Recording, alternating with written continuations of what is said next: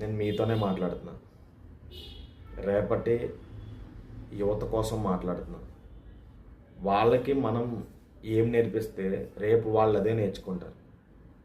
ఎందుకంటే మన భావితరాలు మనకి ఎన్నో త్యాగాలు చేసి, ఎంతోమంది చచ్చిపోయి, ఎన్నో యుద్ధాలు చేస్తే మనం ఈ స్టేజ్లో కూర్చున్నాం.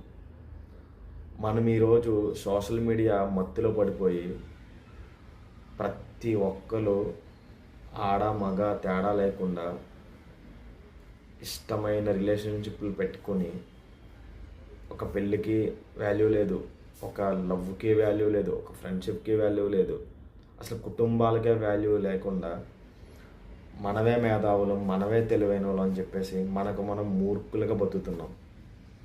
ఆ మెంటాలిటీని మళ్ళీ ఇప్పటి తరానికి మనం ఇస్తే వాళ్ళు ఇంకా సర్వనాశనం అయిపోతారు.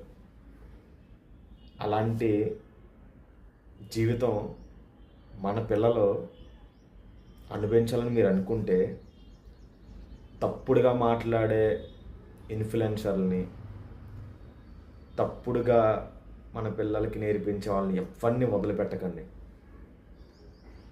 నాకు తెలిసి వీళ్ళెవ్వరూ సరైన వాళ్ళు కాదు.